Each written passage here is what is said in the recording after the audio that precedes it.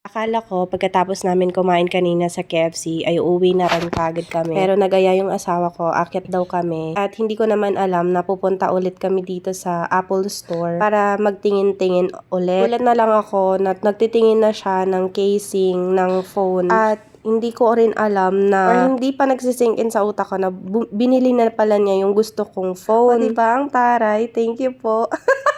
No more sana all na char.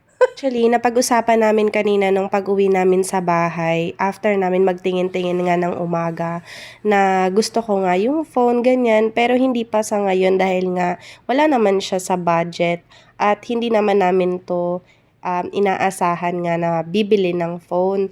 Ang pinunta talaga namin dito sa Quezon City ay mag-celebrate ng anniversary namin dahil 4 years na kaming mag-asawa. Ayan, napaka-supportive naman kasi nito kahit nung mga bago pa lang kami. Kwento ko na ata sa inyo kung ano yung trabaho ko before. Isa akong HR admin sa isang international company. Pero dahil nagkaanak na ako, hindi na ako nagtrabaho pang muli. Kasundo kasi kami ng asawa ko na mag full-time na lang akong na nag-aalaga or full-time mom, tapos sa bahay na lang talaga at siya na daw bahala sa pagtatrabaho at sa pagpo-provide ng pamilya namin. Basta ang gusto niya matutukan yung pamilya na binuo namin, lalong-lalo na yung anak naming lalaki na nag-iisa. Simula noon, mas gusto ko na lang na mag sideline ganyan. Nagtinda pa nga ako sa Shopee noon. Dahil maliit pa yung anak namin, hindi ko na nga natutukan yung pag sa Shopee ko at ang dami na rin hinihinging requirements dahil may tax na nga. So, tinigilan ko na muna at nag-focus ako sa anak namin.